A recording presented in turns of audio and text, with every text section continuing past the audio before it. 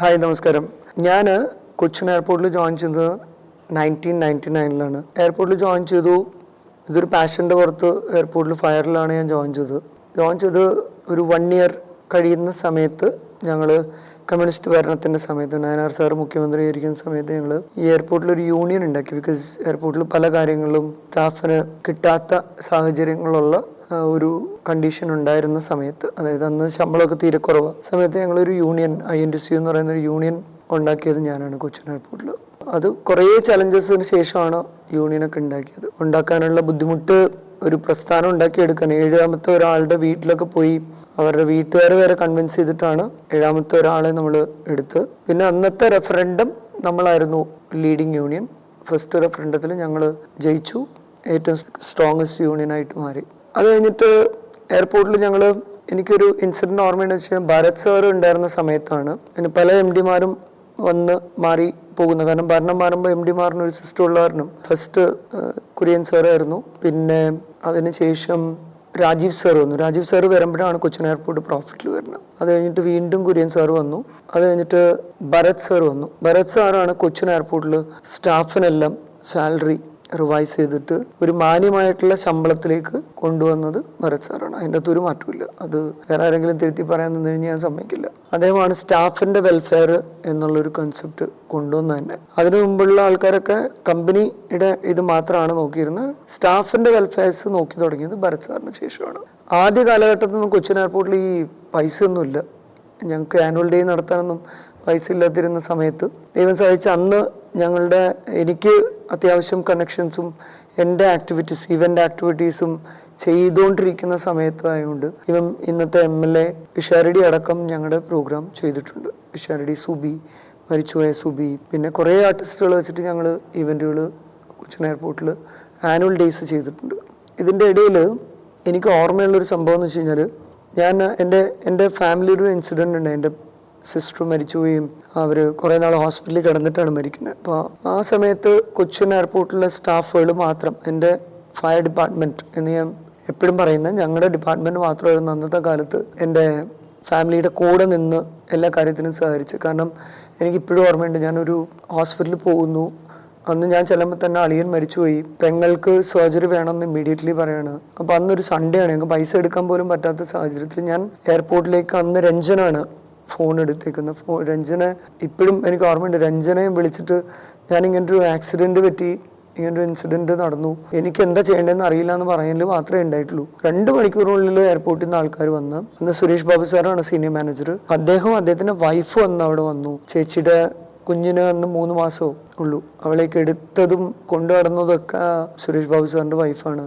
എല്ലാ ദിവസവും on duty ആൾക്കാർ, ഈവൻ ബ്ലഡിൻ്റെ കാര്യത്തിലായാലും വേറെ എന്തെങ്കിലും കാര്യത്തിലാണെങ്കിലും കൊച്ചിൻ എയർപോർട്ടിലെ ഫയർ ഡിപ്പാർട്ട്മെൻറ്റിലുള്ള ആൾക്കാർ നിന്നിട്ടാണ് ഞങ്ങളുടെ എല്ലാ കാര്യങ്ങളും, ഹോസ്പിറ്റലിലെ എല്ലാ കാര്യങ്ങളും നോക്കിയിരുന്നത്. ഇതെല്ലാം ചെയ്തെങ്കിലും എൻ്റെ പെങ്ങള് 6 സർജറിക്ക് ശേഷം മരിച്ചുപോയി. അപ്പോൾ പിള്ളേരുടെ ബാധ്യതയും ഇതൊക്കെ എൻ്റെ ഇതിലായി. കാരണം അച്ഛൻ റിട്ടയറായി, അമ്മയ്ക്ക് ജോലിയില്ല, ഞങ്ങളുടെ കയ്യിലുള്ള ബാങ്ക് ബാലൻസ് കംപ്ലീറ്റ് തീർന്നു, ഞങ്ങൾ മൈനസിലേക്ക് പോയി. ആ സമയത്ത് ഞങ്ങൾ ജീവിക്കാൻ വേണ്ടിയിട്ട് പണിയെടുത്തല്ലേ പറ്റുള്ളൂ. അങ്ങനെ തുടങ്ങിയ പ്രസ്ഥാനമാണ് പെഗാസസ്.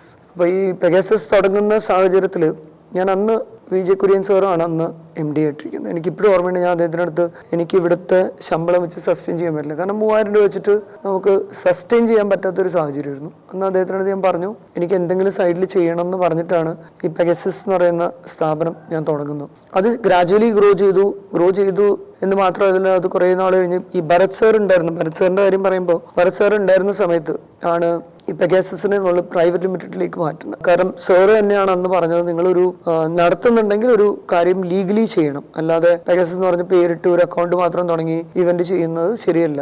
കാരണം അദ്ദേഹം IRS ഓഫീസർ ആയതുകൊണ്ട് അദ്ദേഹത്തിന്റെ വാക്കുകളുടെ ഭാഗമായിട്ടാണ് ഒരു പ്രൈവറ്റ് ലിമിറ്റഡിലേക്ക് മാറ്റണതെന്നാണ് എൻ്റെ വിശ്വാസം. ഞാൻ പ്രൈവറ്റ് ലിമിറ്റഡിനെ കാട്ടിയും ഞങ്ങളൊരു കമ്പനി, അതായത് പെഗാസസ് എന്ന് പറഞ്ഞാൽ എൻ്റെ എൻ്റെ ആണ് എന്ന് പറയാൻ തുടങ്ങിയത് ഭരത് സാറിൻ്റെ നിന്ന് ലിഖിതമായിട്ട് ഞാൻ പെർമിഷൻ എടുത്തതിന് ശേഷമാണ്. അതിനു മുമ്പൊന്നും അങ്ങനെ നമ്മൾ ഇവന്റ് ചെയ്യുന്ന ഒരു ഫുൾ ടൈം ജോലിയല്ല, പാർട്ട് ടൈം ആയിട്ടായിരുന്നു. അത് കഴിഞ്ഞ് പെഗാസസ് എന്ന് പറഞ്ഞൊരു സ്ഥാപനം തുടങ്ങി. അത് ഗ്രോ ചെയ്തു എന്ന് പറഞ്ഞു കഴിഞ്ഞാൽ ഈ ഗ്രോ ചെയ്തതിൽ പല ആൾക്കാർക്കും ഈ സ്വാഭാവികമായിട്ട് ഈ ചില ആൾക്കാർക്ക് ഈ കണ്ണേടി എന്നൊക്കെ പറയില്ലേ, അതുപോലെ കുറെ ആൾക്കാർക്ക് അതിൽ ബുദ്ധിമുട്ടുണ്ടായിരുന്നു. അത് ബുദ്ധിമുട്ടുള്ള കാര്യമൊക്കെ ഞാൻ എൻ്റെ ഇൻസിഡൻസ് ആയതിനു ശേഷമാണ് ഞാൻ മനസ്സിലാക്കുന്നത്. കാരണം പെഗാസസ് ഗ്രോ ചെയ്യുന്ന മുറയ്ക്ക് ഞങ്ങൾ മാഗസീൻ ആഡ് ചെയ്തു, ഇവന്റ് മിസ് സൗത്ത് ഇന്ത്യ തുടങ്ങി, മിസ് ഏഷ്യ 2015 തുടങ്ങിയത്, മിസ് ഗ്ലാം വേൾഡ് ചെയ്തു. അങ്ങനെ എല്ലാം പടിപടിയായിട്ട് നമ്മൾ ഓൾമോസ്റ്റ് ഒരു 25-30 ബ്രാൻഡ്സ് നമ്മുടെ കീഴിൽ കൊണ്ടുവന്ന സാഹചര്യമുണ്ട്. അപ്പൊ ഈ സമയത്തൊക്കെ കൊച്ചിൻ എയർപോർട്ടിൽ എന്നെ ചിരിച്ചു കാണിക്കുന്ന പല ആൾക്കാർക്കും ബാക്കിൽ അവർക്ക് ബുദ്ധിമുട്ടുണ്ടാവും എന്നുള്ള ഒരു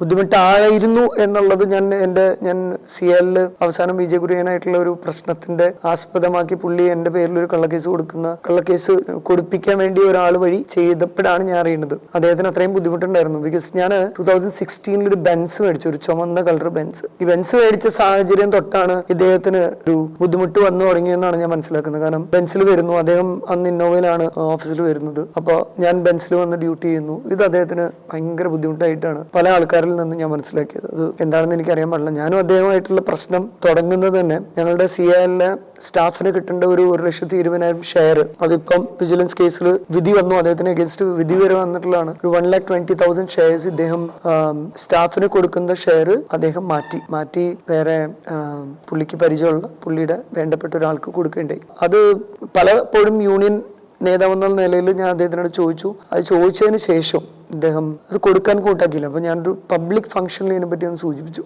2 കാര്യങ്ങളാണ് ഞാൻ സൂചിപ്പിച്ചത്, എനിക്കിപ്പോഴും ഓർമ്മയുണ്ട്. ഒന്ന്, ഞങ്ങളുടെ ഓഫീസേഴ്സ്, സീനിയർ ഓഫീസേഴ്സിന്, അതായത് ഈ ഉപകാര സ്മരണ എന്നൊക്കെ പറയില്ലേ, പുള്ളിയുടെ കൂടെ നിൽക്കുന്ന, പുള്ളി പറയുന്നതെല്ലാം കേൾക്കുന്ന, അതായത് പുള്ളിക്ക് ഒരു സ്വഭാവം, ഉച്ചയ്ക്ക് 12 മണിക്ക് നോക്കിയിട്ട് ഇപ്പൊ രാത്രി 12 മണിയാന്ന് പറഞ്ഞാൽ അങ്ങനെ തന്നെ എന്ന് പറയുന്ന ആൾക്കാർക്ക് പ്രൊമോഷൻസ് കൊടുക്കുന്ന ഒരു സിസ്റ്റം ഉണ്ടായിരുന്നു അദ്ദേഹത്തിന്. അപ്പൊ പ്രൊമോഷൻ കിട്ടേണ്ട ഒരാള് അന്നത്തെ ഒരു ആളെ കൊണ്ട് ഇദ്ദേഹം ഒരു കള്ളക്കേസ് കൊടുപ്പിച്ചു.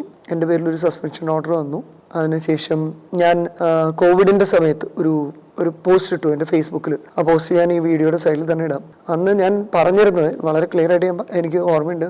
ഞാൻ എൻ്റെ മിസ് തമിഴ്നാട് എന്ന് പറയുന്ന ബ്രാൻഡ്, മിസ് സൗത്ത് ഇന്ത്യ എന്ന് പറയുന്ന ബ്രാൻഡ്, മിസ് ഏഷ്യ എന്ന് പറയുന്ന 3 ബ്രാൻഡ് ഞാൻ ഓപ്ഷന് വെക്കുന്നു. 10 കോടി മിനിമം ബിഡിൽ വെക്കുന്നു. അതിൽ നിന്ന് കിട്ടുന്ന എമൗണ്ടിന്റെ 50% ഞാൻ പ്രധാനമന്ത്രിയുടെ ദുരിതാശ്വാസ ഫണ്ടിലേക്ക് കൊടുക്കും. ബാക്കി പകുതി മാത്രമാണ് എൻ്റെ ഇതിലേക്ക്. അത് കോവിഡിന്റെ സമയത്ത് നമ്മളെല്ലാവരും ഒരു സ്ട്രഗിളിൽ കൂടെ പോകുന്ന സമയത്ത് ഞാൻ അനൗൺസ് ചെയ്തിട്ടുള്ള ഒരു പോസ്റ്റാണത്. ആ പോസ്റ്റിനെ ആസ്വാദമാക്കിയിട്ട് വിജയ് കുര്യനും അദ്ദേഹത്തിന്റെ പരിവാരങ്ങളും, ഞാൻ അങ്ങനെ പറയണം, അദ്ദേഹത്തിന്റെ കൂടെയുള്ള കുറച്ച് സിൽബന്ധികൾ, ഇപ്പൊ ഞാൻ ചില സമയത്ത് ആൾക്കാരുടെ അടുത്ത് പറയും, നമുക്ക് ഈ ചില ഓർഗനൈസേഷൻസ് നിങ്ങൾ ശ്രദ്ധിച്ചാൽ മതി. CL അങ്ങനെയാണെന്ന് ഞാൻ പറയുന്നില്ല, ഇപ്പൊ അങ്ങനെയാണെന്ന് ഞാൻ പ്രത്യേകം പറയുന്നില്ല. ചില ഓർഗനൈസേഷൻസിൽ നമ്മൾ ഈ പെട്ടുപിടുത്തക്കാരെന്ന് പറയും, സൈഡിൽ നിന്ന് അയാൾ പറയുന്ന എന്തും കേട്ട് എന്ത് അഴിമതിയും ചെയ്യുന്ന പെട്ടുപിടുത്തക്കാർക്ക് പ്രൊമോഷൻസ് കിട്ടുന്ന ഒരു സാഹചര്യം.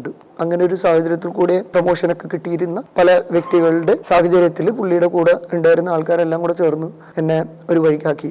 അപ്പോൾ അതിൻ്റെ കേസ് ഞാൻ ആദ്യത്തേൽ CLന്റെ ലീഗൽ ഇതിൽ ഞാൻ ഹൈക്കോടതിയിൽ കേസ് ക്വാഷ് ചെയ്തു. കാരണം ഞങ്ങളുടെ അന്നത്തെ കാലത്ത് എൻ്റെ ഫസ്റ്റ് കേസ് കൊടുത്തിരുന്ന ആള് തന്നെ കോടതിയിൽ പറഞ്ഞു ഞങ്ങൾ തമ്മിൽ പ്രശ്നമൊന്നും ഉണ്ടായിരുന്നില്ല, അതൊരു തെറ്റിദ്ധാരണയുടെ പുറത്തുണ്ടായെന്ന് പറഞ്ഞ് അദ്ദേഹം എഴുതി കൊടുത്തതിന്റെ ഭാഗമായി ആ കേസെല്ലാം മാറി. തിരിച്ച് ഞാൻ CLലേക്ക് ജോയിൻ ചെയ്യാൻ വേണ്ടിയിട്ട് എൻ്റെ കഴിഞ്ഞ മിനിസ്ട്രിയിൽ രാജീവ് മിനിസ്റ്റർ ആയിരുന്ന സമയത്ത് രാജീവ് സാറിന്റെ നേതൃത്വത്തിൽ എന്നെ CLലേക്ക് എടുക്കാനും ഉള്ള തീരുമാനമായിരുന്നു. പക്ഷെ ആ സമയത്ത് എൻ്റെ അറിവ് ശരിയാണെങ്കിൽ ഒരു പെർട്ടിക്കുലർ ഒരു വ്യക്തി പല സ്ഥലത്തും അദ്ദേഹം ഒബ്ജക്ഷൻസ് പറഞ്ഞതിന്റെ ഭാഗമായിട്ട് അതിൽ ഒരു തീരുമാനം കറക്റ്റായിട്ട് വന്നില്ല. അപ്പോൾ ഇപ്രാവശ്യം നമ്മളുടെ എല്ലാവരുടെയും പ്രിയങ്കരനായ നമ്മളുടെ എല്ലാവരുടെയും ഏറ്റവും കഴിവുള്ള നമ്മളുടെ മുഖ്യമന്ത്രിയാണിപ്പോൾ, അദ്ദേഹത്തിൻ്റെ ഇതിൽ തിരിച്ച് CLൽ എനിക്ക് ജോലി കിട്ടും തന്നെയാണ് എൻ്റെ പ്രതീക്ഷ.